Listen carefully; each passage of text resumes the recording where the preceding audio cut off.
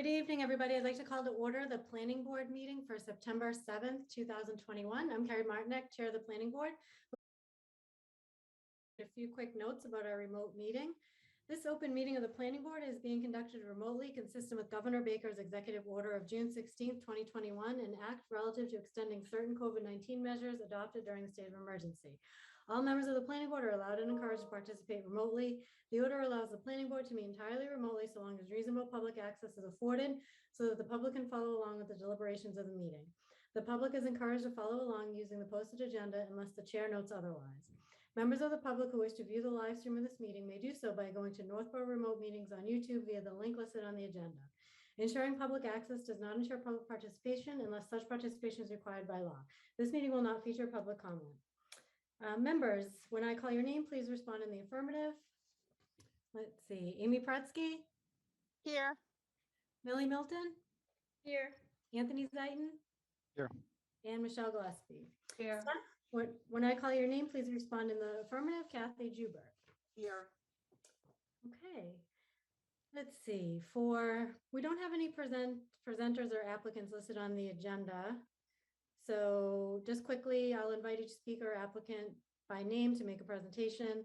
Participants would provide their full name and hold until their name is called. Each speaker will be asked to mute their phone when not speaking and speak clearly. That helps generate accurate minutes.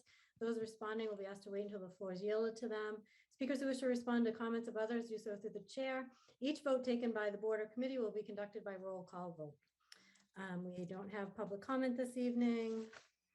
And I think that's it. So with that, why don't we get started with our agenda this evening? So first on our agenda, actually primarily our agenda consists of old new business. We don't have any applicants this evening or presentations. So we have first here, starting with the minutes. We actually have two sets of minutes that we talked about at the last meeting, but need to get back to at this meeting, starting with July 6th. So I think Michelle, you had requested to review the minutes. Does anybody, or beyond Michelle, anybody really, have any additional amendments for the minutes? Yeah, so can you hear me? Yes. Yeah. Okay, great, thanks. So I reviewed everything that was presented in the minutes, which seems to be 1, 2, 3, 4 pages. I believe that all 4 pages should stay in the minutes. At least, I don't know how others feel. I mean, you can ask Millie or Amy or Anthony if they don't want what was recorded in there, but what I said I'd like recorded in the minutes. I also want to know is, did everybody read the letter that was sent to us? It seems to be maybe on July 6th. I'm not sure the date of this, where it came from Ms. Maselli about talking about her review of the minutes. Did you guys read it all? Oh, yeah. Okay. All right. Kathy, do you want to pull it up, or do you have it, or do you guys? Is there a reason? Could you clarify what your point is? Well, my point is that Lisa says in the minutes that she says the minutes should be accurate accounting of the facts that happened at the meeting. Mm-hmm. So, and she says that I'm confident after research that that's a school of thought and she prefers to have it that way. And if you go back and read all the minutes, throughout the minutes, Lisa sort of talks about what happened.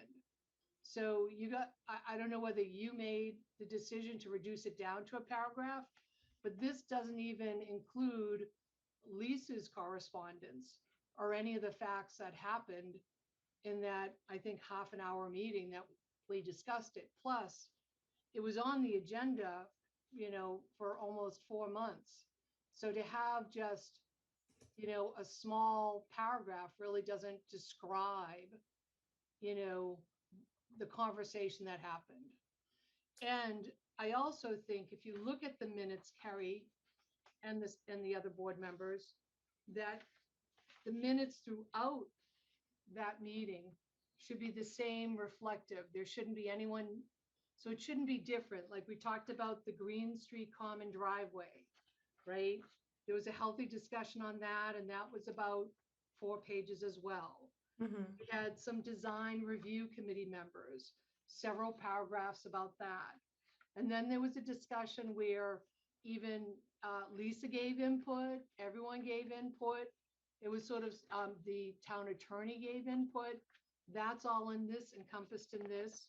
And then we go into the ending of it, which is, then we start talking about Brigham Street, and then we start talking about Ridge Road, which also had, Ridge Road had 3 pages, Brigham Street had 2 pages. So there were these healthy discussions that went on, that we were talking about whatever the subject matter was. And it wasn't just a paragraph, it was several pages, because that's how the minutes came out on July 6th. And that was a discussion that happened. Mhm. Okay, so in just looking at the comments from Lisa, it says the 4 pages devoted to me have misstatements and should be amended and could certainly be condensed and should be, with again, too much time allotted for this exercise. So I don't think the intent of her message was to ask us to include 4 pages dedicated to her. In fact, I think it was the opposite. I don't Well, that might remember be- removing the copy, when you mentioned Ridge Road, you said 2 items that were a discussion related to Ridge Road, and what was the other one? So the minutes of July 6th, right, are 1, 2, they're approximately 14 pages long. Yeah. Okay, they start with the Green Street property, which goes 1, 2, 3, 4 pages with Green Street. Okay, and then there's the interviews with the candidates, right? Okay, And was then that cut at all? Just to clarify, are you saying that was cut? No, I'm saying they're in here too. Oh, okay, yep. Yeah. So And just to then- clarify though, which sections that, aside from the section on Lisa, there was cut, like you mentioned Ridge Road? No, I didn't say there was anything cut. I didn't say there was anything cut. What I'm Oh, okay. saying is that the minutes that are reflected that have been presented to us by staff, right? Yeah, These minutes presented to us by staff that, I'm assuming everyone has the 14 pages, right? yeah, That we're reviewing. Yeah. Okay. Okay. So in there, and I think you were making a recommendation to cut it down from 4 pages yes, to 2 paragraphs. correct. Right? And I said that did not include the conversation that took place. Right. So There's I think several- that, okay, so I heard what you said. Okay, I so- boiled it down to what I think our decision was, the essence of what we discussed in our decision. I think that based on the fact, it's a bit of a character assassination that didn't come to, that didn't have any evidence supporting it. I don't think it's appropriate. Lisa's message certainly echoed that. I think the point of the minutes is to reflect what happened in terms of what decisions the board made. And I think the paragraph that I boil it down to does reflect that. I don't know how other board members feel. I guess I'd open it up to Amy or Millie or Anthony, your thoughts, if you want to go back and add 4 pages or not. I'm just Carrie, could I curious just what make a other comment? members think. Yeah.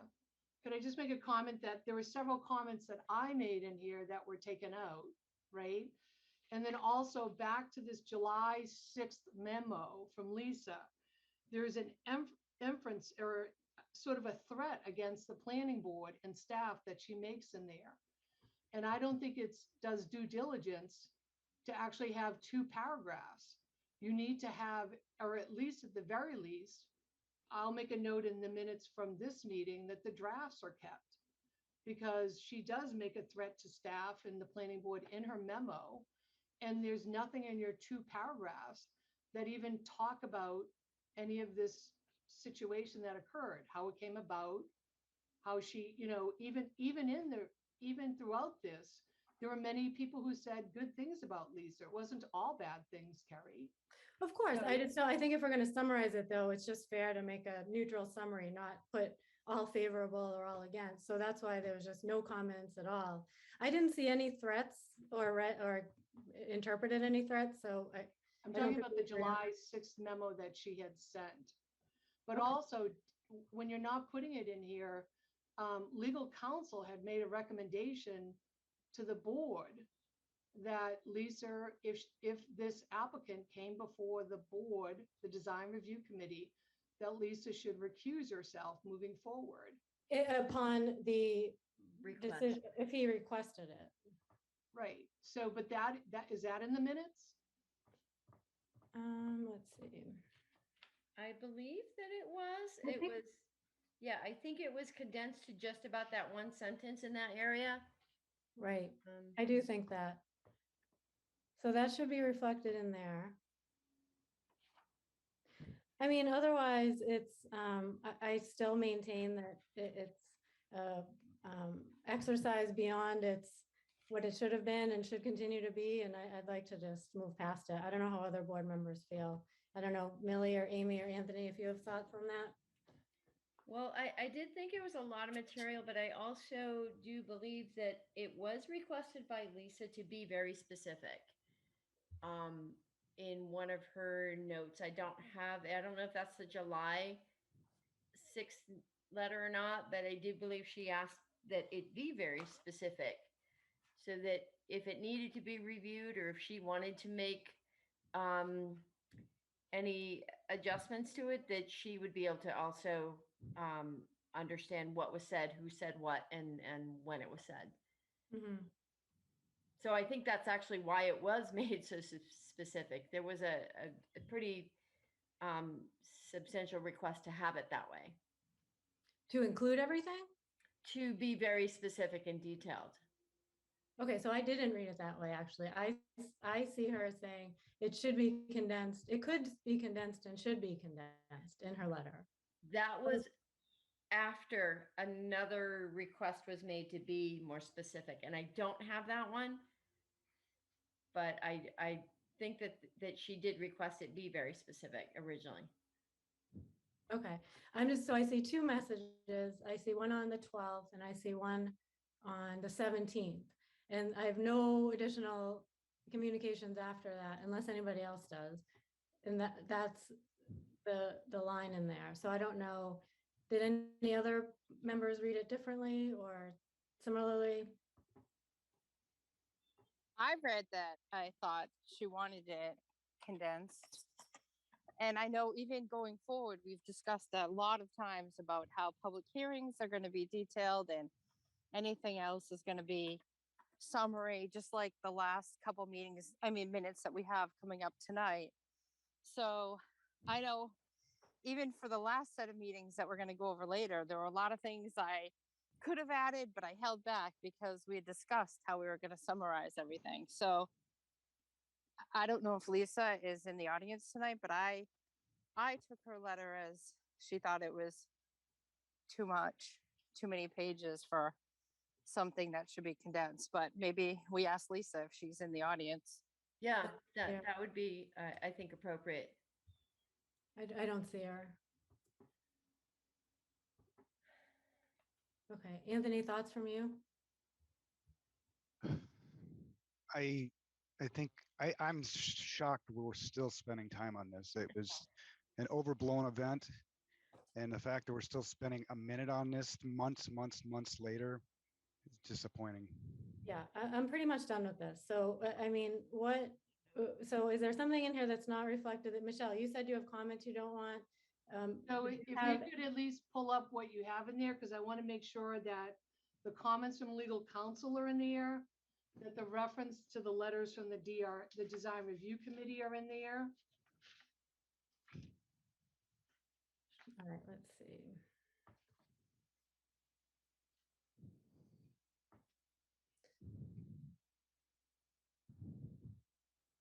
All right, hold on.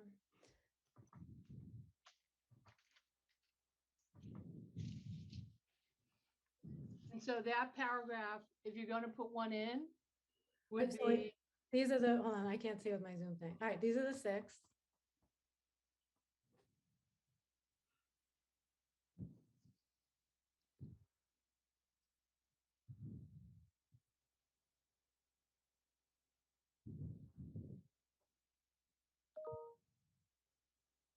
Maybe we can put per town council's suggestion here to make it clear this is from him. yes, yep.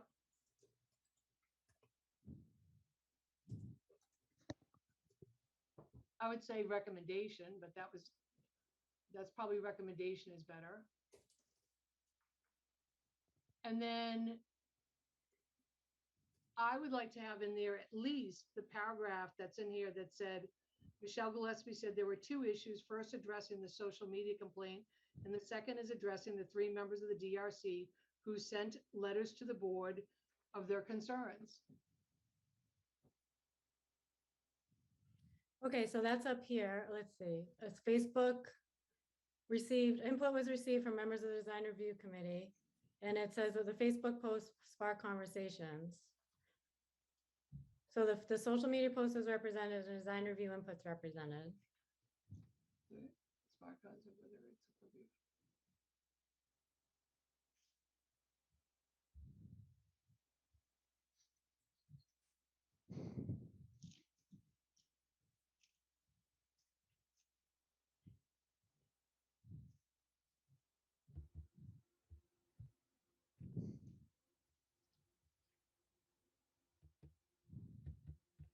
Well, so there were letters regarding residents who sent letters, and it was input, or you would say letters were, I think you should put it the way it was if we're going to be factual. Say letters were sent to the planning board from the design review committee members.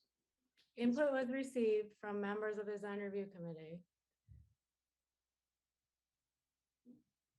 So where else would the input go?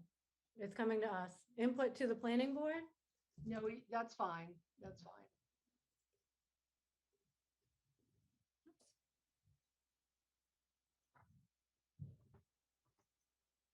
But then there's nothing in here that talks about the letter that we were talking about that was sent about Mr. Shea. You could put in here, if you're gonna take all these paragraphs out that these four pages of paragraphs out, I would say a Facebook post sparked conversations about whether it's appropriate for board or committee members to express personal opinions on social media, period. And then you could say letters were received from the members of the design review committee members, residents of Northborough, as well as from Miss Maselli. And then you could say, and there was discussion about a letter that Miss Maselli had sent to the chair with regards to the applicant. But I don't know what you're talking about. What letters did we receive about the applicant? This whole paragraph is where we talk about this. That's why now we're taking out all these little sentences in here. And this was a section where the design review committee. So what do you think is not reflected that needs to be reflected so the public knows what happens? Because it seems like we're just like nitpicking out things from this that, I don't know what letter you're talking about that went to the planning board that Lisa sent about an applicant. I don't think that we did receive a letter about an applicant. I think there was a social media post. Then I forget. It talks about a letter that went to the design review committee, which is why the design review committee members sent you the letter. So We received letters from, okay. not even the applicant. The applicant never sent a letter at all.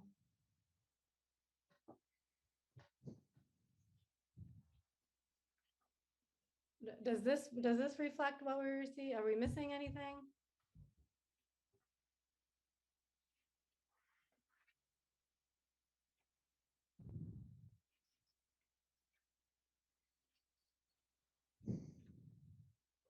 I don't recall another letter that came to the planning board about the applicants or any letters from the applicant. There were letters received from members of the design review, residents, and Miss Maselli. I don't remember any. I know we never got a letter from the applicant for sure. I never said that the applicant sent a letter. Okay, What I'm so simply does this saying is cover that all the there's- letters? Okay, Carrie, if that's the way you want to, if that's what you want to put in it, that's fine. I just don't think it's necessary to still be going on about this. I think it's done. This reflects the conversation. It's not meant, the minutes aren't meant to be a character assassination. If that's anybody's goal, then I don't think that's what minutes are for.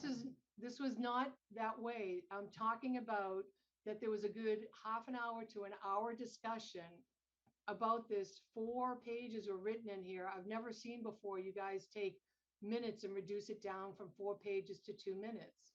I mean, to 2 pages. That's your prerogative if you guys want to do it. And that's a prerogative if the remaining board wants to do it. I'm just saying There's a lot of content in here that explains what happened that is not in these 3 paragraphs. But Mhm. if that's the way you want to move forward as chair, so be it. Okay, this is the way I want to move forward, but if it's up to the board. So if anybody feels that something is critical to this section that we need to include, then so be it, to Michelle's point, that's fine. But I'm happy with this reflection of, I don't think we need 4 pages of it because it's just beyond, it's coming beyond. So are there any, actually, let me make sure. Are there any other sections that need to be addressed? Because there are a bunch of other edits throughout this. Are the rest of the edits okay with everybody before we go on? I like the summary the way it was that we read, Really? that got sent out. Wait, say it again? Oh, I like the summary the way that it was sent out by Kathy. Sent us 3 sets of minutes and it was summarized. And I liked it the way it was all. Oh, I'm sorry, Amy, that's Condensed. right. You're not, I forgot you're on your phone. So from the July 6th minutes, are there any other sections that you are concerned with, or the minutes, you're saying that the No. minutes as sent were fine? Yes. Yep. Okay. Okay, so we're down to the section. Is there a motion to accept the minutes as amended? So moved. Second, Second. all in favor? Amy, Aye. Michelle, Yay. Anthony, Aye. Millie, Aye. and Carrie's an aye. Okay, minutes accepted as amended. Why don't we move on? I'm going to save this actually so we don't lose it because we made a couple of minor tweaks. Okay, then we have August 3rd minutes. So let's see. For the 3rd, for this one, Michelle, you were on mute or had trouble with your audio, and you had asked, these were minutes that we approved, and you had asked to be reconsidered because you were on mute. Are there any changes that you have to these minutes that we should reconsider them? No, I'm all set with this. Okay, so the minutes from 8/3 were already approved. We're not reconsidering them, so those are all set. Okay, minutes from August 17th. We have, Kathy sent over some edits. Oh, go ahead. Carrie, I'm sorry, in my notes from your last meeting, you didn't approve 8/3. You started to, and then I think, I forgot who it was, said that they wanted to look at them again. So I don't think that you, I had that you wanted to continue the discussion to this meeting. So I don't think you officially voted on them. Okay, so I think that was for the 6th, but then if you read the minutes on the 17th, it says Millie made the motion to approve the 8/3 minutes and Anthony seconded it and we voted. But then Michelle came back in like a few minutes later and said she didn't have audio and wanted a chance. So the minutes will be reconsidered at the next meeting. Do you see that up here? This right here. Okay, so I mean, I mean, you can I'll do what vote you him want. again but I'm- for good measure. I'm just thinking that you would need to, because you continued the discussion on approving them, I think you need to vote to approve them. Okay, well, it doesn't do any harm, I suppose. So for good measure, there are no changes since we last voted on the 8/3 minutes. Is there a motion to vote, a motion to approve the minutes from August 3rd? So moved. Second? Second. Oh, all right, all in favor? Millie, Aye. Anthony, Aye. Michelle, Aye. Amy? Aye. And Carrie's an aye. Okay, so this time the minutes are approved and I guess the vote just adds Michelle, but otherwise it's the same result there. Okay, so back to the 17th minute, the minutes from the 17th. So Amy, you submitted some edits. I know you're not, you may not be on video. I think I have them here. I didn't have any additional edits. Did any other board members have additional edits? For the 17th, I don't think I did. Okay. Anthony or Michelle? No. Okay. Okay, so I don't know if everyone had a chance to review. Amy had some comments and corrections in here. Um, Everything looked reasonable to me. Were there any comments or clarifications anyone has for Amy?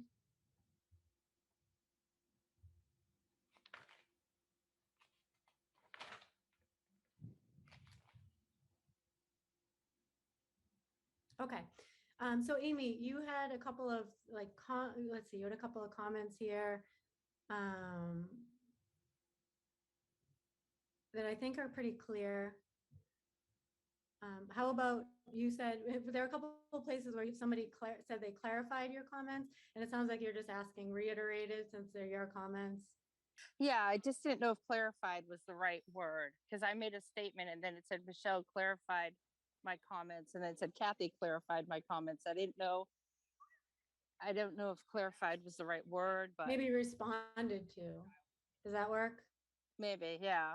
And I Ms. don't even care either way, but I was asking Kathy or Michelle if they remembered it. I don't remember. I don't think anyone clarified my comments, but you're right. They probably responded to my comment. All right, so I'm gonna put, does anyone have any responded to?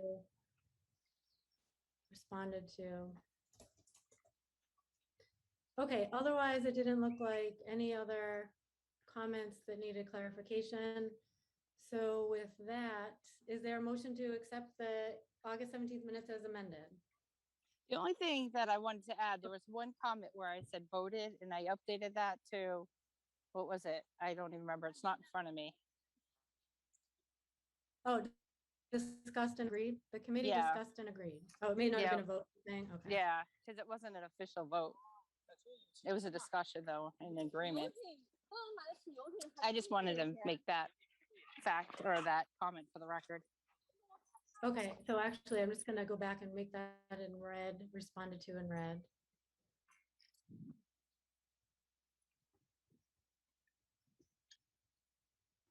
Okay, so that way Melanie sees it. Okay, anything else, Amy? Nope, I'm all set. Okay, is there a motion to accept the August 17th minutes as amended? I make a motion to accept the August 17th minutes as amended. Okay, second? Second. All in Second. favor? Oh, sorry, there were 2 seconds there. Amy, was that you? I think it was me twice. Yeah. I'm pushing a button here, so I didn't know if I pushed it. All right, Amy double seconds. Millie, Aye. Anthony, Aye. Michelle, I, Amy, Aye. and Carrie's an aye. Okay, great. Next on the agenda, we have rules and regs. So where we left off, we were talking about whether it's a 48-hour thing or the Friday before. I don't know, Kathy, I know it's been a kind of a weird time with vacations and I'm sure people are out of the office. Anything that you've seen from other towns and how they handle that you can share on that? No, not yet, Carrie. I had, into the board members, I had sent out a request, to the planners listserv. I sent it out to a reduced number of people that towns that are more similar to us. And I don't have any responses yet, but I'm going to resend it to every single member of the listserv. So hopefully for the next meeting, we'll have responses on that. Okay. All right. Master plan implementation, it sounds like, is this week? Yes, it is. That's Tomorrow exciting. night. Great, that's exciting. It is. Okay, so nothing there then. Housing choice update. Anything there, Kathy? I just wanted to and I'll do it quickly, and then if people have follow-up questions, I can provide additional information. But I just wanted to touch base with everybody about what's being called the housing choice law. But basically the governor, the legislature and the governor made some changes to Chapter 40A, which is what's also referred to as the Zoning Act. And so they made some changes. They're calling it the Acts of 2020. And they're still working on how to exactly implement this.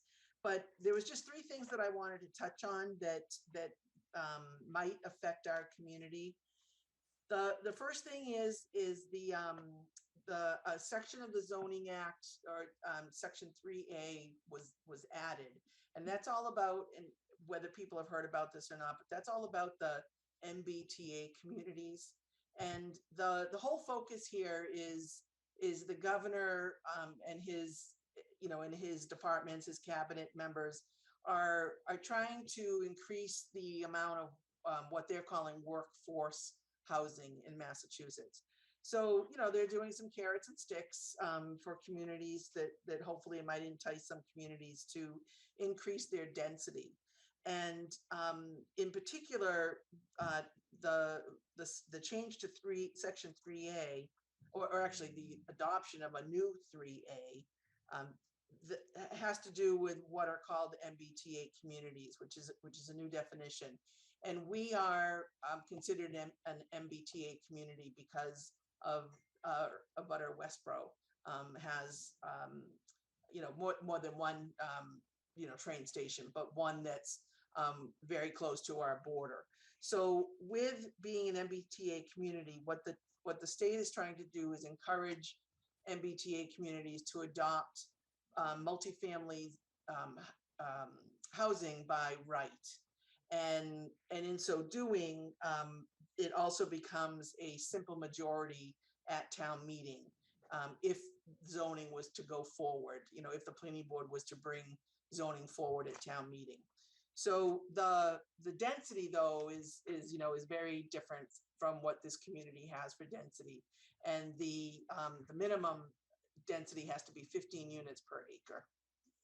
And it can't be age restricted, has to be available for children, and has to be, the number of bedrooms can't be restricted. There have to be at least 2 bedrooms in these multifamily units. So it's, probably a bit of a reach for our community to look at 15 units per acre by right. And the sort of the I don't want to call it a penalty, but what the state has incorporated into this is that if MBTA communities don't adopt this type of zoning, then there are certain grant programs that the town wouldn't be able to apply for and receive. The 3 grant programs are not anything that we have ever applied for, and may not necessarily be applicable to Northborough. So, but given that we are an MBTA community, I just wanted to bring that to everyone's attention.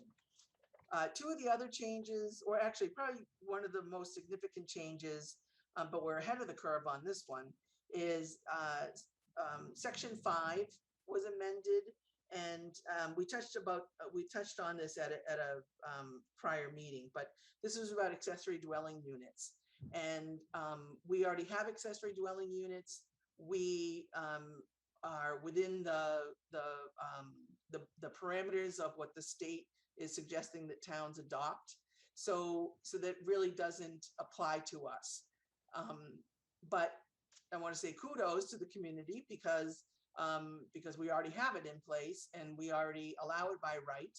And the change was made at last year's town meeting to expand that into 2 zones where it would be allowed by right. So, and that also, if a community were to be looking to adopt this, that also becomes a simple majority vote at town meeting as opposed to a 2/3. But again, that particular one, we're ahead on that, and we already have the accessory dwelling units. And the only other thing I wanted to bring, I mean, there's more to the changes to 40A than what I'm just summarizing here tonight. But some of the other changes having to do with changing town meeting vote to a simple majority as opposed to the 2/3 has to do again with multifamily as of right, has to do with open space residential development as of right. And then there's several other components or thresholds that a town could meet. But it all relates to housing density, to increasing your housing density. So a lot of people thought that these amendments universally changed the 2/3 requirement at town meeting to a simple majority, but it didn't. It's not that sweeping. There's just certain sections that if a town adopts, certain kinds of zoning regulations, then it can become a simple majority. So, so the only other thing is the state is still developing some comprehensive guidelines about for the MBTA communities and for communities that want to look at or kind of test about the 15 units per acre. So I'll keep you posted on that. But again, I just wanted to just to bring everyone up to speed on some of the significant changes that happened to 40A. And it's been years since 40A was successfully amended. So that's all. I don't know if anyone has any questions on that. I had sent you out some material. As more material is produced or prepared by the state, I'll just keep everyone appraised of that. Okay, are there any questions from anyone? No. No. I just have a couple questions, Kathy. Sure. Is there a way to make an appeal of our determination? So, I mean, we're really not like Westboro. So is there a way to appeal that, transference from Westboro, making it automatically like Northborough, or that it's just, we don't have a say? Oh, as far as that we're an MBTA Yeah, community? I mean, yeah. I in all the literature I've seen so far, Carrie, I haven't seen anything about how to challenge that, but I can certainly, ask some questions at the state level. And just out of curiosity, what grants would we not be eligible for if we didn't do anything? There's specific grants that before this legislation was changed, there is a housing choice program that towns can participate in, but it's very dense for housing, and you become a housing choice community, and you have to build so many units within 5 years. So it doesn't really pertain to us. Mm-hmm. One of the other grant programs is called, actually, I think it's just this other grant program. It's called Mass Works.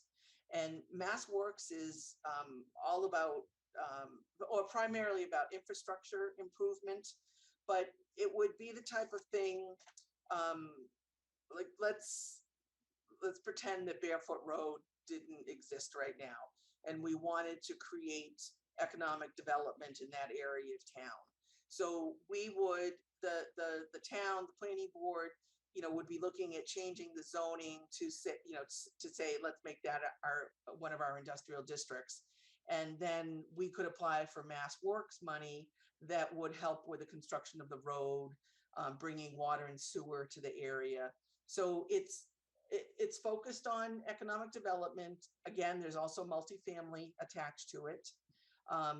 But it's not a program that we have. I mean, we're aware of it as staff, but it's not a program that or a grant program that we have any kind of particular project for. And that's what you need, is a particular project. So it's not in general. You couldn't just say, oh, we want to build, our goal is to build, 2 miles of sidewalks every year for the next 5 years. We couldn't get money from that. Or if we wanted to say, we wanted to build bike paths on, 20 miles of our roads. You can't just apply for that. There has to be an economic development, a creation of jobs, that's what the program is for. Okay. And what was the third one? The third one is, and actually, I'm not aware of this at all, but it's called Local Capital Projects Fund, and what I'm aware of about that is that was created a few years ago, where there was, and again, I don't know how this works with the gaming, but it was tied to the gaming, allowing gaming, casinos and so forth in Massachusetts. and that a certain percentage of that money funded what was called these local capital project funds. But I'm not exactly, I don't know what those kinds of projects are. And I wasn't successful in my search on finding what those projects might be. So I'm going to continue on that. But again, it's not anything that we have discussed in-house about applying for. So, but it's somehow it's tied to the gaming revenues for the state that funds it. Okay, and you may have already, this may be in the materials you sent.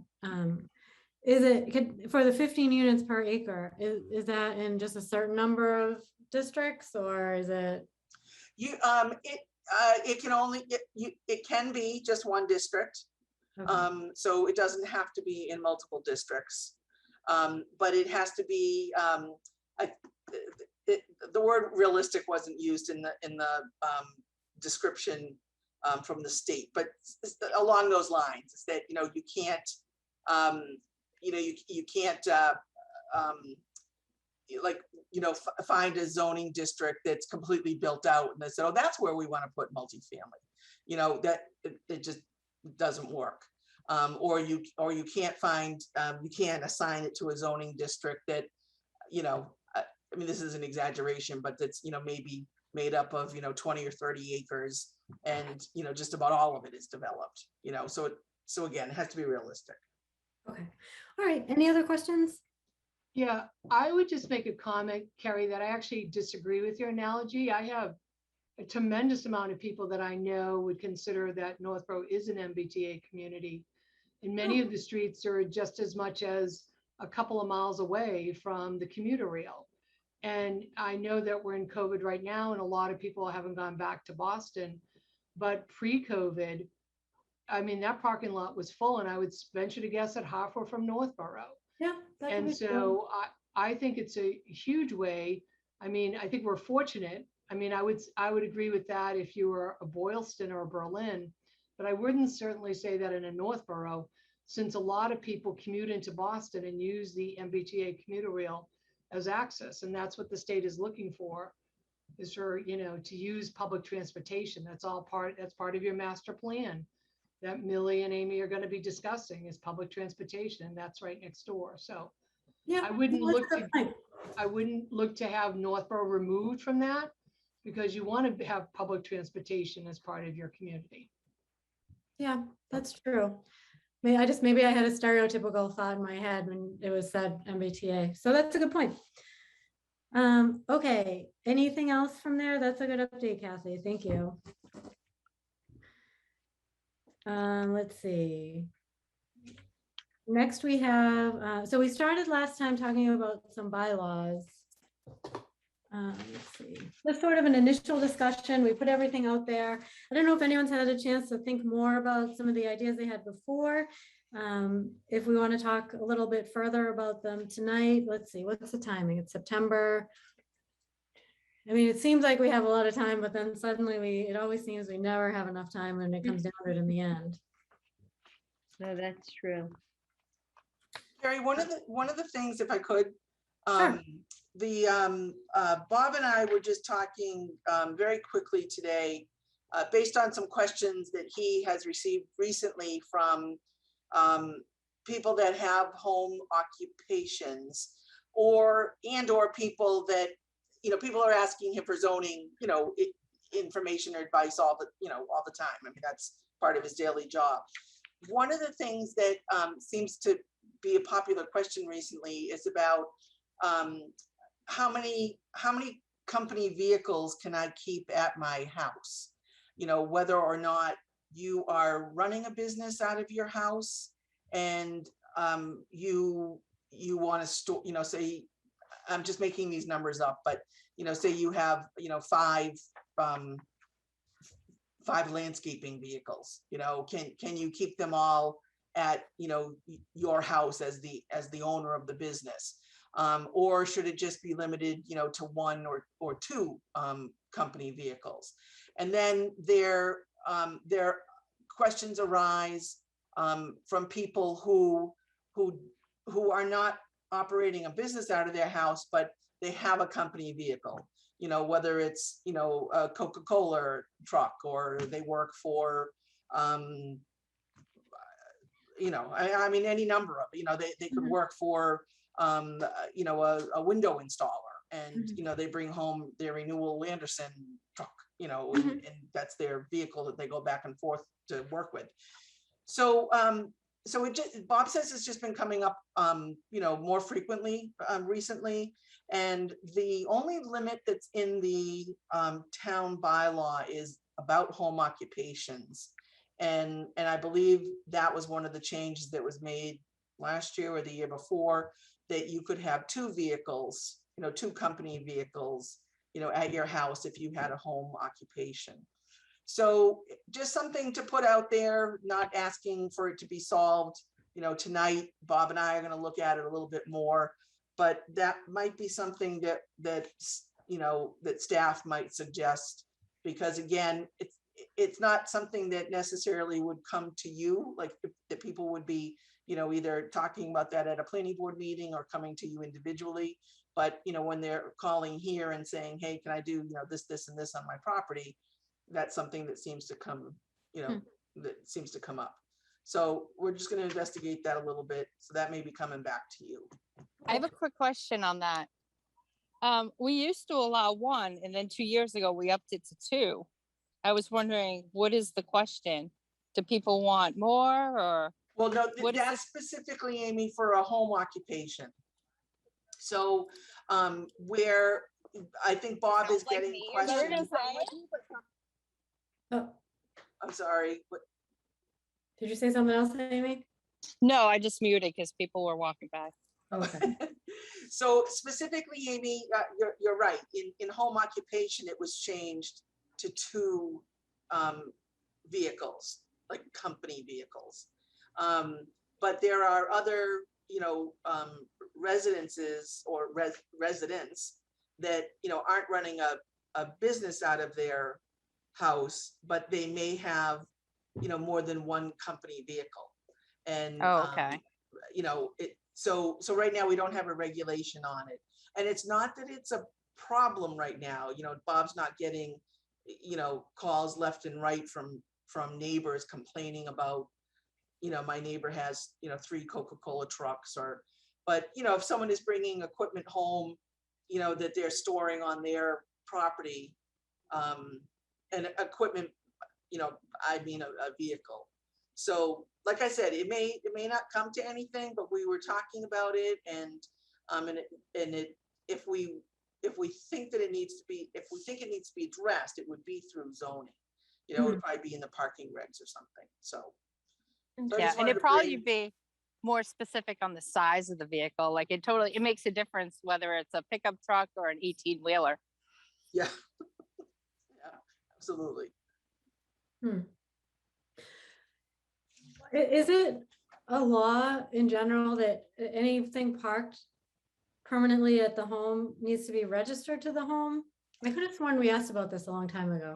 You can have unregistered vehicles Okay, on your property, but there is a limit in the bylaw. I don't recall what it is, but there is a limit in the bylaw as to how many unregistered vehicles you can have on your property.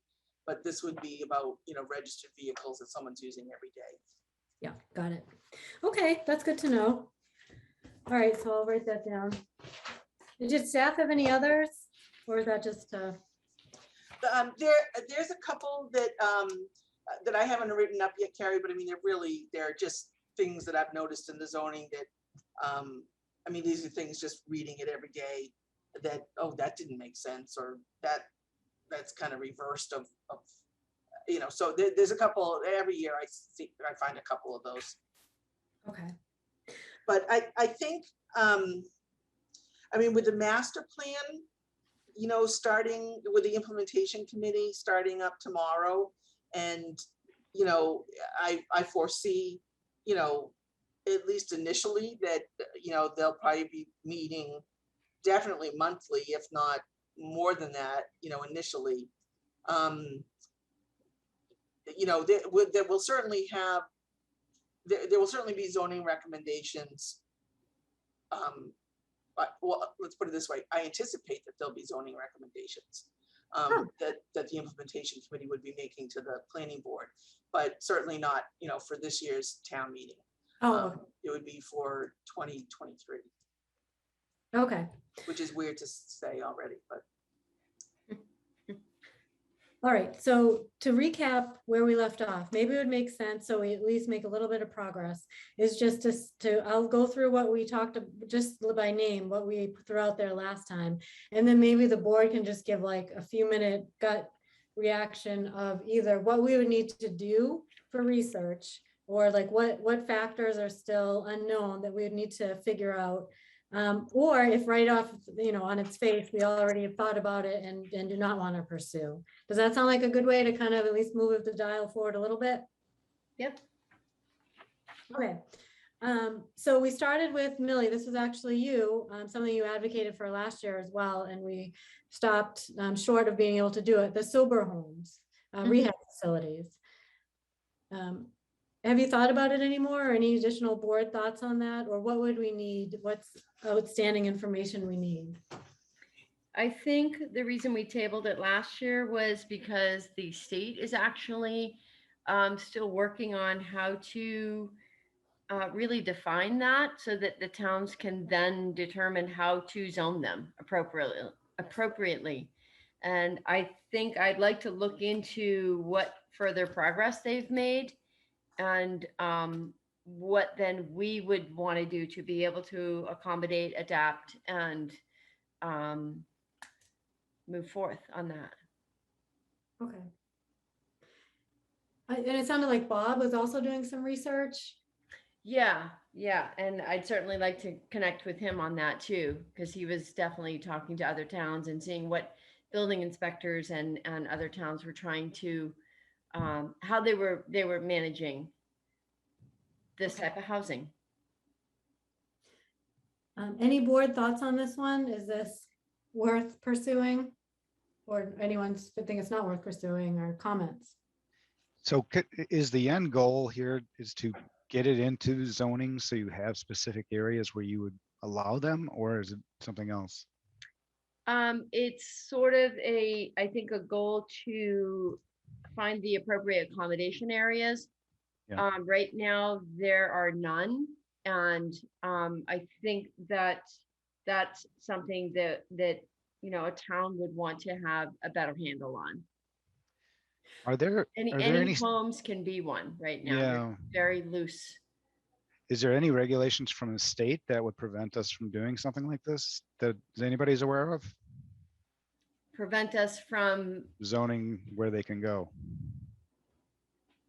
I think they fall under protected housing. So I just think there's ways to manage it that we don't have in place. And a lot of towns are facing situations where it's ideally something that we should be able to manage with some forethought. Have you looked at other towns to see how some towns may have changed their zoning to manage it better? Yeah, but a lot of them have also then come under fire for civil infractions. And so you don't want to spend a lot of time in that road either if you can develop something ahead of time. Okay.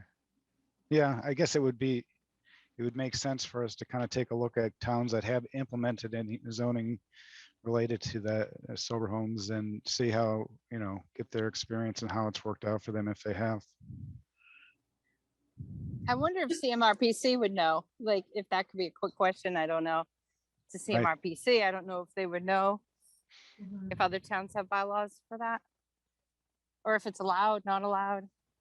Yeah, I feel like when we discussed it last year, what I think I remember Bob saying was similar to solar. It could obviously be allowed anywhere, but we'd just be creating like almost like a site plan process around it. To your point, Millie, like how we could better manage it based on some sort of review process. Right. So it is interesting. Yeah, ideally you want to have a way to manage safety and their safety and the town in the sense of Right now, they can go anywhere. Your home could be opened up as a sober home, and you would not necessarily have to meet fire codes or the same building codes that you would have to meet, let's say, in a rehab or a step down care unit, which I think involves safety of people. So it's that you can't say we can't have them, but you want to say that we want to be able to be safe and properly managing the placement of people. It's not a hotel, it's not a lodgings. It comes under an odd umbrella that doesn't really fit what we have for something like Bob to go in and say, yeah, these are safe, this stairway is safe, because you don't have to have that in your private home. The same way. Okay. Any other thoughts or questions on that? Maybe Kathy could run it by Bob too, and just see if he knows if anything's changed since last year. Do you mind, Kathy? Or do we write Bob a letter and ask him? No, I'll certainly do that. Yeah. It seemed like he was even having trouble last year with one specific, like he had something in mind, or maybe it's just an example in his head that he had of just meeting code and having issues with, yeah. I don't know if that was a real example or just something he brought up. Okay, Millie, you also had breweries on your list. Well, I like them. You just wanted to do the research more on Amy that than- one. I think I offered to gather information. Right, Millie and I were going to go on a field trip. Well, No, I don't know. We could all last go. year, we got pretty far down with actually drafting a bylaw, didn't we? Am I remembering correctly? Did we get? Yeah. Yep. I still have the examples from last year. I was going to bring them to the next meeting. Okay. And I've gone through a lot of different towns with lists of what they've done, and it's been pretty basic. Just what they allow in the definition, but a lot of towns have the same one. So, but I was going to do a whole sheet for our next meeting with different definitions I've been thinking about cleaning up. Okay, so we have our draft that we started with from last year, but then also just supplementing with additional guidance, what other towns are doing. I think one area we struggled with was where to put them. I think industrial seemed okay, but then we talked downtown was the wild card for us. So I guess, Millie, as a business downtown, what does that mean to you? That, does it seem like a good area or?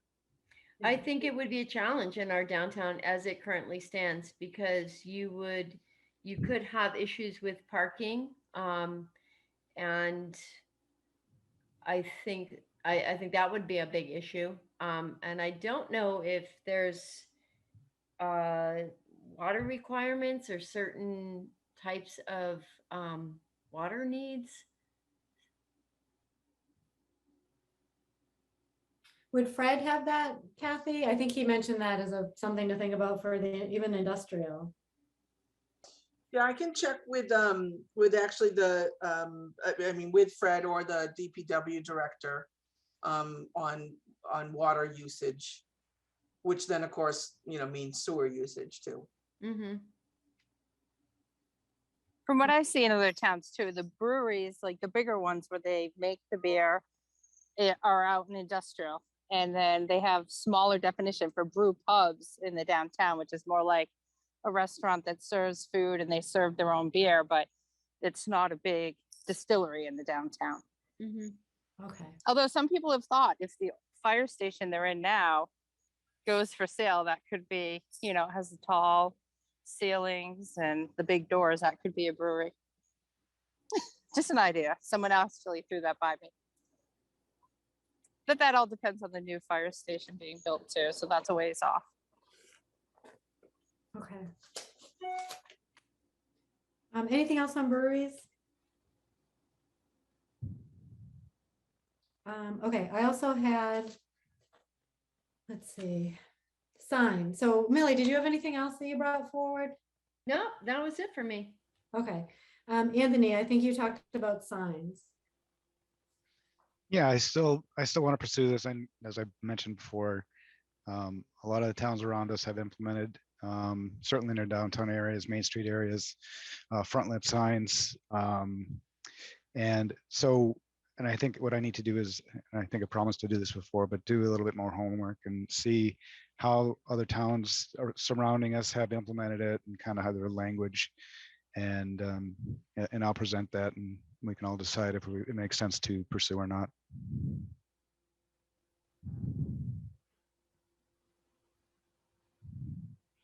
Okay, you had you had another one about allowing more in the industrial zones. And I think we had, yeah, go ahead.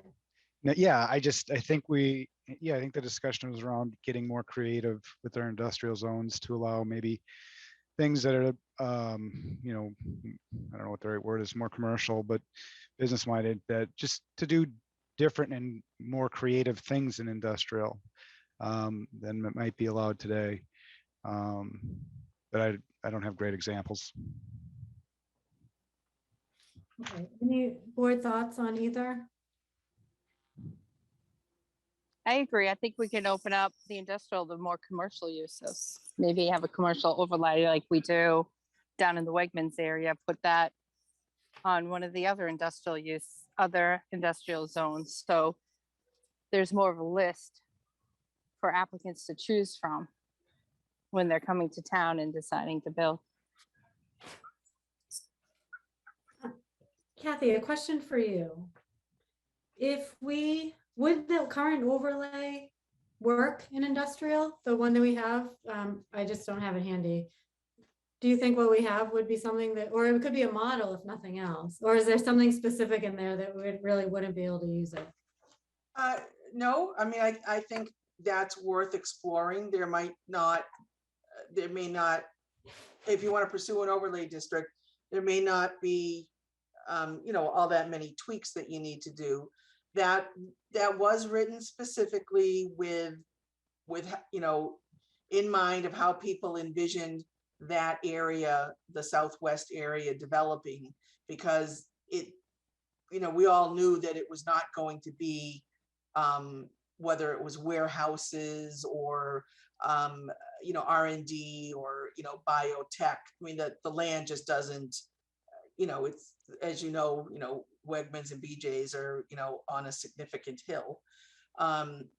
So it was specifically written for that area of town, of what people would like to see, you know, at the crossroads there of Route 9 and Route 20. But, you know, I think with some tweaking, taking a look at some of the uses, because it talks about some uses are allowed by right, some uses that you would need a special permit for. Right. I think there's some restrictions in there about like size of some of the buildings. So, you know, that may or may not be applicable. You know, and then what zone are you looking at? I mean, we have one industrial zone, but, you know, we would have to talk about, are you looking at, you know, the northeast, excuse me, the southeast, you know, along Bartlett Street, you know, and or are you looking at, you know, up along 290? Again, it's all one big industrial zone. It's just in 3 different locations, but the zoning is the same for each one of them. So, you know, as to where do you want to apply the overlay district? You know, that would need to be determined also. Okay. I would consider all 3 districts. There are 3 industrial that I can think of. I would consider all 3 of them just because it opens up more ideas. Like, we have a short list of things that can be done on industrial, and some of them are a little bit low revenue. So some commercial uses bring in a lot more revenue. I would think if we could open up all 3 areas, I don't know, but I guess we can talk about that in the future too. Like, I don't know what detrimental effects it could have. And in my mind, I can't see any, but maybe there's something that I don't know that Kathy, Fred, you know, Scott, no. Yeah, well, definitely so just looking at the definition now for the major commercial development overlay district, you're right, Kathy, there's a lot of specifics in here that, first of all, it's a large scale commercial development. And then the items it includes, we definitely would probably want to think through for certain areas, maybe more so than others. So, okay. But at a minimum, maybe it's a couple of different uses that we, if not something like this, some different uses, either to add an industrial, I guess, I suppose we would just want to avoid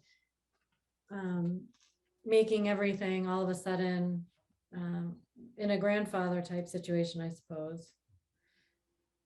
Well, if it's an overlay, then the other things wouldn't be grandfathered because it Right. would just be on top. Yeah, okay. All right. Okay, we also had, let's see. Oh, I think this gets to mine already. So Millie, you had I don't know if you got to meet, you have a meeting with Historical Commission. You're on that. Is there anything that's popped up for possible bylaws there that you've heard as part of that discussion? No, nothing. I mean, there's just been some very loose discussion about maybe revisiting why the historical district segment in town hasn't been able to be successful. So it's been a pretty loose loose discussion about how we might want to reword that on our end to make it a more enticing or a more successful attempt to segment part of the downtown area as a historic district. It just hasn't passed in town.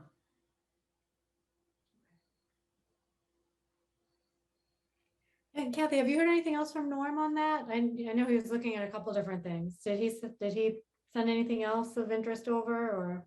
No, not yet. All right, any thoughts on that one from anyone? Okay, the other one we talked about was, so maybe for that, I'll reach out to Norm actually. Oh, go ahead. I'd make a suggestion. So as Kathy indicated, that there's going to be some 2023 possible changes coming out of the master plan, which is all what we endorsed and saw the vision for. So this is an opportunity for Millie to maybe look at what's coming out of the historical element of the master plan, some of their plans, like maybe they want to do a study on it or something like that. I think, Millie, you having your ears and having the discussion at the master plan committee meeting about the historical part of the element of the master plan is something that you'd want to focus on and bring back to the board so we could make a decision on zoning. Sure. You don't want to work against what other people are doing, right? You want to work sort of simultaneously along what their vision is. Yeah. I would say the same likely would go with Amy. She doesn't represent any particular committee like Millie does, but the same thing is to go back and listen to the discussion so that you're not wasting staff and the town's time when it's going to come out in 2023 and you don't want to put something on the books that you're going to be changing a year later. Yeah. We'll definitely keep, I mean, we have it on the agenda as a standing item. So whatever is coming out of implementation, they want to bring back and share it, definitely do. Yep. That'd be helpful. One thing I do think that Norm had expressed was, there's such a small area that we would consider this historical district, and what can we do before, we lose the opportunity? So that's my only desire, to put it up for possibility this year. And if that's not necessary, that's okay by me. I just want to make sure if there is some sort of sense of urgency, we're at least aware of it and we're sensitive to it. And maybe there's not. So that would be good. Yeah. If you hear anything, Millie. I will, for sure. Okay. Looking forward to it. Yeah. Okay, we talked about Amy, this might be yours, or I'm not sure. It was the conversions only in downtown for a duplex and multifamily. Was that your suggestion, Amy? Yeah, I just brought it up because that's the way the bylaw, I think, used to be written. And it also would help with the historical district. Because now the historical homes weren't being torn down and rebuilt, they were being converted to the 2-family. So it's just something I have like that I can bring up next time. I was going to bring things. Okay. Any thoughts on that before Amy does that? The other thing we talked about was, and I actually skipped this by mistake. We talked about maybe delineating or reviewing some definitions in industrial. So we have the warehouse and trucking, which have kind of merged into one. So do we need to review those definitions? We talked about an e-commerce definition. Michelle brought up a product center type definition. So a couple different things that maybe we need to think more.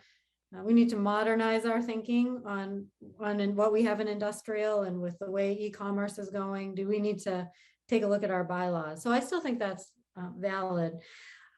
I'm trying to think, maybe CMRPC could be a good resource for that. Or Kathy, do you recommend any resources in that, or maybe we look at other towns, or just trying to look at if anyone else is talking about this that you've seen in your planning emails? Yeah, I can, I'll start with Central Mass, and see if they have worked with any communities yet on updating, definitions like this. I actually was part of the warehouse distribution panel, and there was a woman named Jennifer. I can't remember her name right now, but I think she's out of Sutton, and they just redid their town, and she sent me all their definitions, and I could send those to Kathy and the board. But they've worked with Central Mass Planning, so she seemed to be a wealth of knowledge. Oh, okay, you said you sent those? No, I can. I do okay. have them from her. She sent them to me, but I could send them to Kathy and the board, or Kathy, and then Kathy can send it to the board. But yeah, she had updated a lot of theirs. Okay, would that be helpful to board members? I think that would be a good start, just to see what's out there, maybe even things we haven't thought about for that. Absolutely. Okay. The other thing we have, so this is something we are waiting to get a breakdown for. This is the MIS. Oh no, this is the bylaw. We're waiting for something from MIS GIS for the 100-foot frontage. This was, I forget, I didn't write down which bylaw this was. Well, it wasn't so much a bylaw yet, Carrie, but you had asked, through the resident, Aaron Hutchins was asking about it specifically for Brigham Street. And so what the GIS department is doing, and right now they're down, it's a 2-person department and someone retired. So there's only 1 person there. But they are working on it. And they initially ran some numbers on, for the RC district, looking at how many lots exist, that are over 40,000 square feet, over 100, I forgot whether we did 100 or 150 feet of frontage. And so they have some initial numbers, which I don't have because it still needs to be filtered out. But what they initially did, and what our system allows, is they can do the square footage, but there isn't a way to figure out frontage. And this was the same, like to put in a parameter for, let's look at lots with frontage from, 100 feet to, 199 feet, or, whatever. So what they've done is there's a company that we work with, they're called AppGeo, but they have reached out to that company to see if they could come up with some sort of formula as far as the frontage is concerned. So it's, I don't have numbers for you tonight, but it is in the, it's being worked on. Okay. We also had the other proposed overlay, or not really proposed, but we are considering, this was related to the Ridge Road overlay, and we were looking for a preliminary subdivision plan. And do you say, Kathy, that was filed or not filed or presented?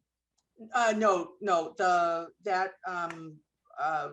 potential developer or purchaser of that property hasn't provided that.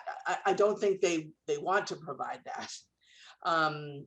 That's what they've indicated in, you know, some of the conversations with you and follow up. But it's something that I think the town, if you're going to entertain doing some sort of bylaw on that parcel that increases the density, you know, that is something that the planning board should absolutely ask for as part of your requirements. We have it in our other overlay districts, that if you want to do something, you know, if you want to enact the overlay district, you know, you also need to show to the board, you know, what you can initially do under the present zoning, and that helps the board decide, okay, well, you know, do we like what the present zoning allows on a piece of property, or should we consider what this overlay district, you know, which looks better, what benefits are there to the community for either one. So my suggestion all along has been, you know, if this potential applicant, you know, does come forward, you know, with the bylaw for you to consider, that's something that we should incorporate into it, is that, you know, there should be what we call a yield plan. Okay. But that's something that they're not planning on doing. That's what they've indicated, is they would prefer not to do that.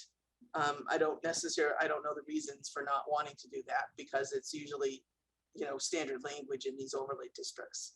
Okay. Is it expensive? Is it cost prohibitive, or? Well, it's not, you wouldn't be requiring a full-blown, you know, set of engineered plans, but it would be more like a preliminary design of, you know, this is what your zoning, you know, these are what your zoning regulations are. This is how it would apply to this piece of property. And then, so this is what your zoning allows. And then this, you know, the second plan, this is what the overlay district would allow. Because in some of our overlay district regulations, you know, already existing in our bylaw, you know, there's some give and take, you know, between the planning board and the applicant as to which development plan the planning board ultimately wants to, you know, review and, you know, potentially approve. Okay, any board thoughts on that? Okay. All right, so if they don't present that, then I guess this overlay is a question mark as far as the bylaw. Right. I mean, as it stands right now, or as I understand it, you know, they are going to be, you know, presenting you with some draft language for a bylaw. Mhm. Oh, okay.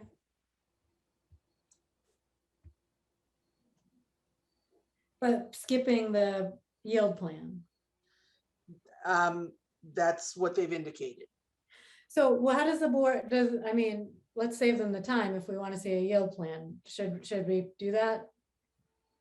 Or do you want, how does the board feel? Do you want to see a yield plan, or do you want to see a draft of the bylaw? What's the sentiment for everybody? I think I'd like to see the draft of the bylaw. Okay. Any other thoughts? Yeah, I'd agree with Millie. Okay. Let's see, so the other thing we have on the table was a possible trucking moratorium.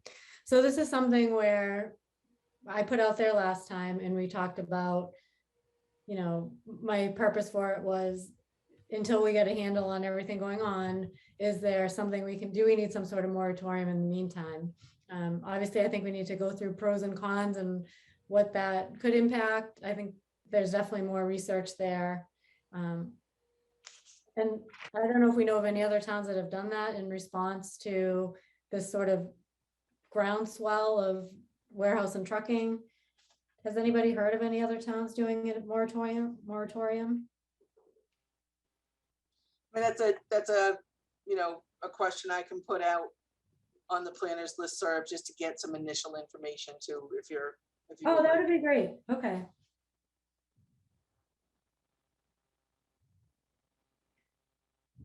Okay.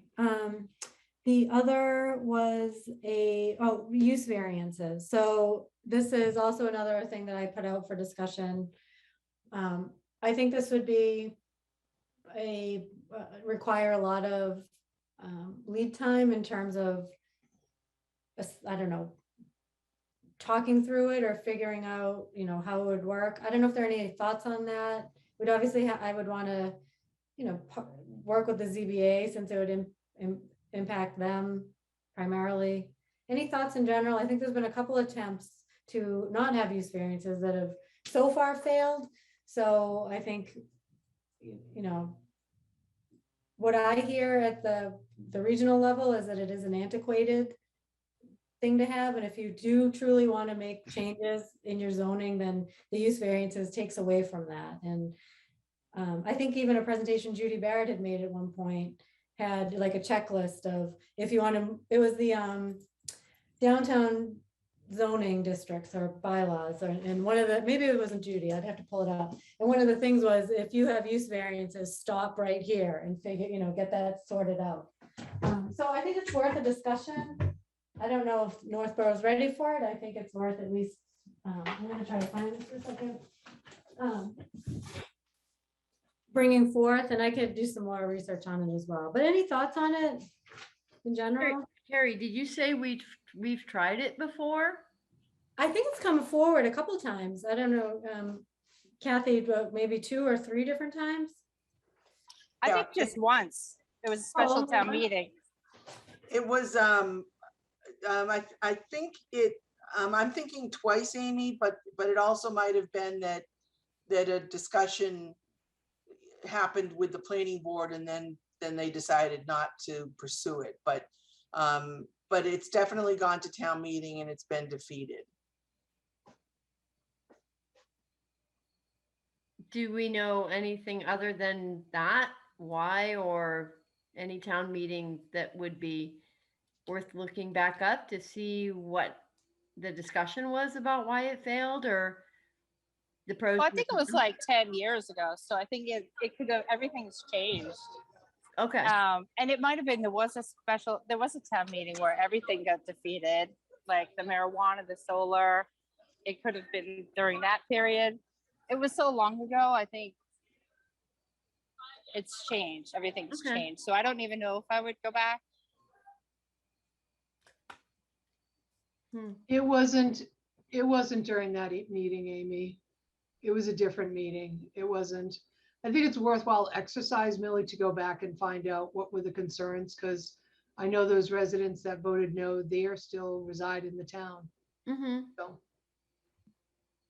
I'd be curious, just to see, not to go down the same roads again. Pros and cons.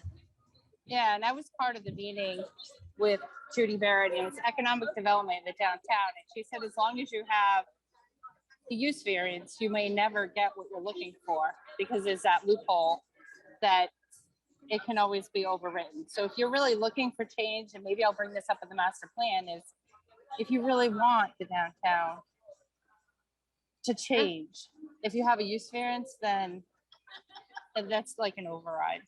Okay. Yeah.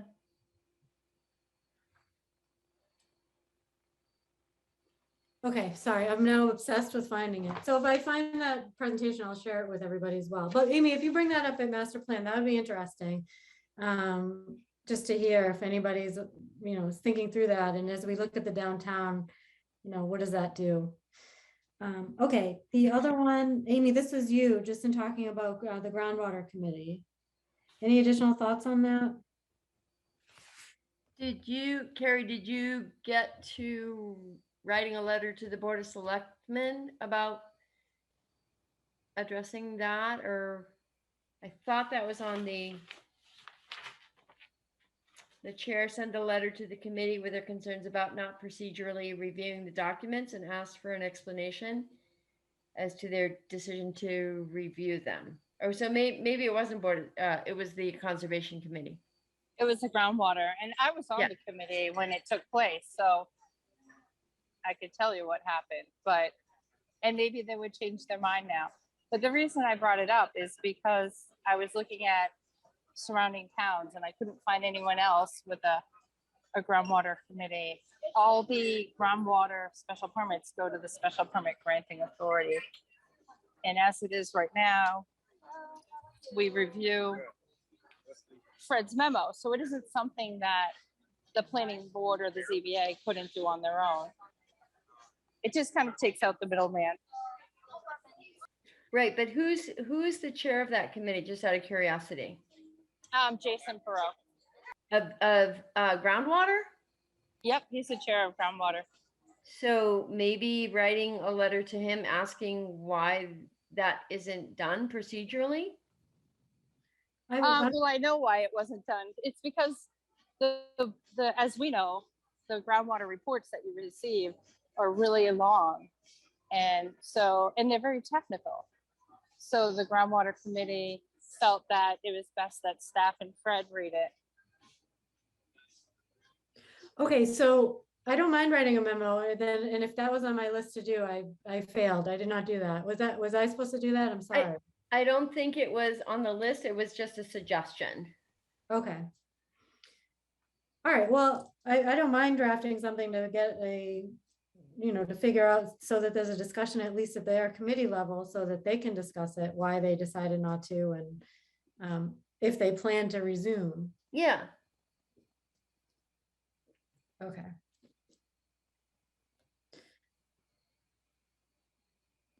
All right. Amy, anything else on that? Nope. Okay.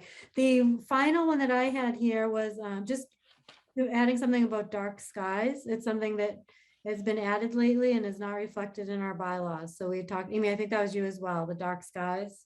Yeah, that was me. And I have seen that in other bylaws. So. Okay. Did I forget any of the ones that we talked about?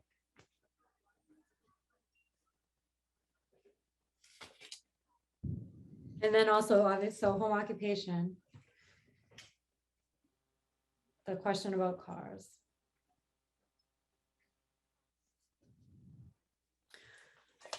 Okay. Do you know what you want, Scott? Anything else? Anything that we would.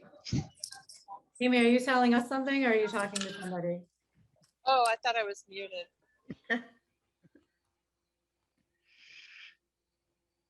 Okay, is that, I think we have a couple next steps on several different bylaws. Anything else that I forgot? I don't think so. And Kathy, you'll get, if staff has any other, you mentioned a couple of little things here and there.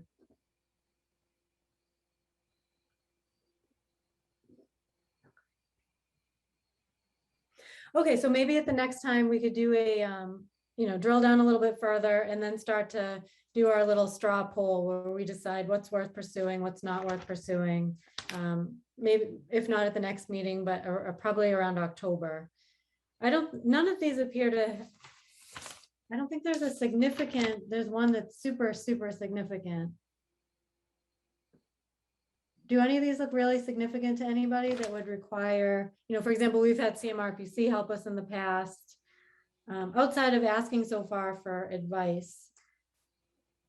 I don't see any that has those heavy loads. Like we had solar one year, was that last year? No, solar was 2 years ago. That was a heavy lift. Kathy, do you see any heavy lifts in here, like similar to a solar? Maybe sober homes could be comprehensive. Well, I mean, as far as the, if you're looking at, a moratorium on, warehouses, I mean, that's, we need to do some research into that about, how and why a community, can impose a moratorium. I think some of these zoning changes that these private landowners potentially, that they've approached the board about, those could be pretty significant as far as impact on the community. If you're talking about changing, density allowances. Mhm. So those are two things that come to mind for me. Okay. And the sober houses, I really, I mean, I know just like churches and schools, sober houses are, as Millie had discussed, they're a protected class. And the daycares, they all fall into the same category. So a town can't say where they can go or not go. But if it's a if it's a new building, then they would, or in addition to a building or something, that would fall under your site plan category, right now. But as Millie had said, if a company just, purchases a single family home and moves into a neighborhood, there isn't any review because it's still considered a single family house. So I don't know, like I said, I'll check with Bob and I'll check with our Board of Health agent, because as I thought last year, and I'm still thinking this, I'm wondering if it's more that something that can be regulated through the Board of Health, or does it fall under the Board of Health? So I just need to do a little research on that. Mhm. Yeah, I don't even believe it has to be a company or a business. I believe that anybody, at least up to last year, could basically designate their property as a sober house and take on renters, if you will. And that is a concern.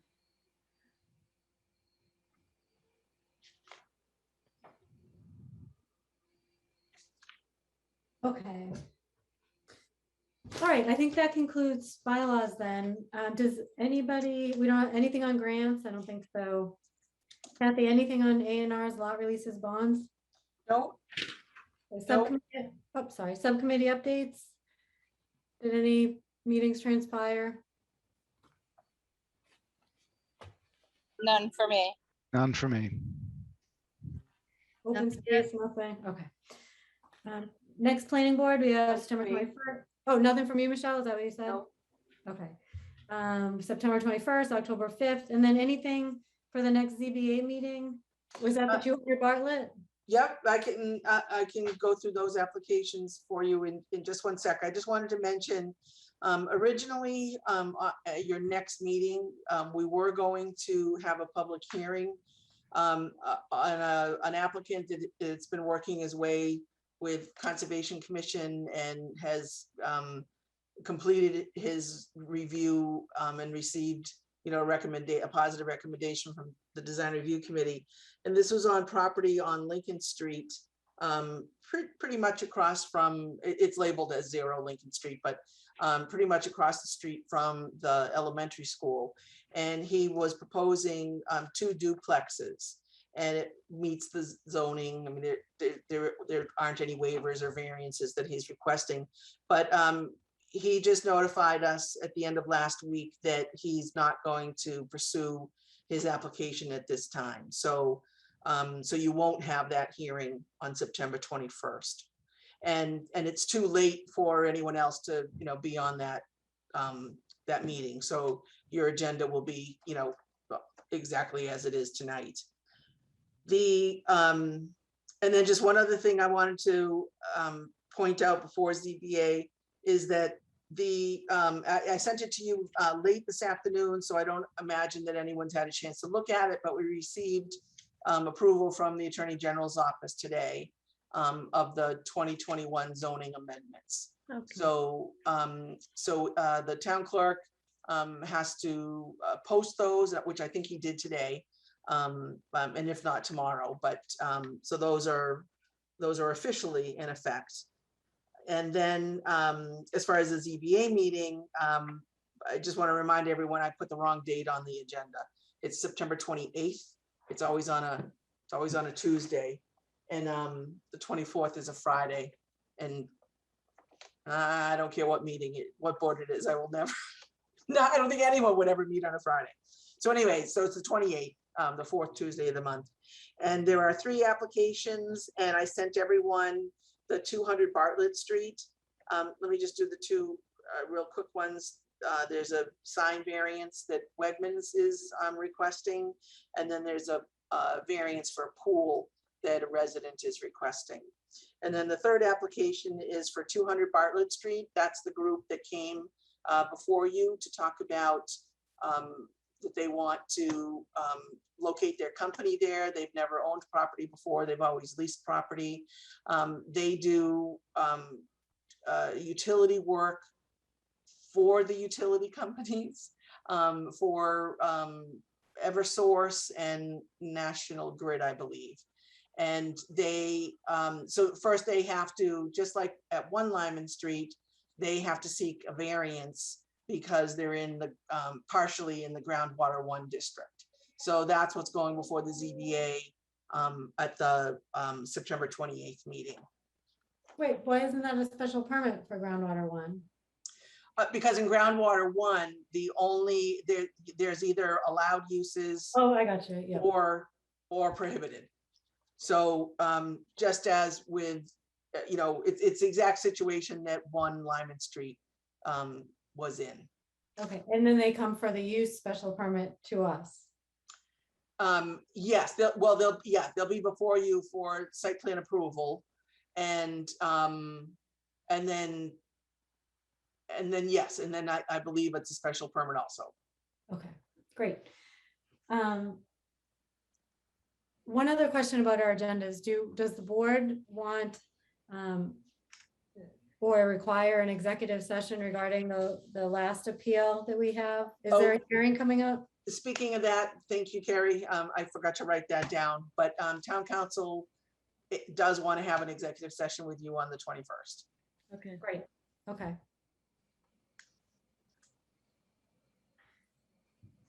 All right. Because I was obsessed, I found this. I don't know, I know it's backwards, so you can't see it, so I'm gonna send it to everybody. But it says for writing village center zoning, it says stop with a sad face. Does the zoning bylaw allow the ZBA to grant use variances? So I'm gonna send everybody this sad face. This can be part of the presentation. Okay. All right. Okay, so I think that's it. Is there a motion to adjourn? I make a motion to adjourn. Second. Second. Okay, all in favor? Millie, Aye. Amy, Aye. Michelle, I. Anthony, Aye. and Carrie's an aye. Meeting adjourned. Thanks, everybody. Aye. Night, everyone. Good night.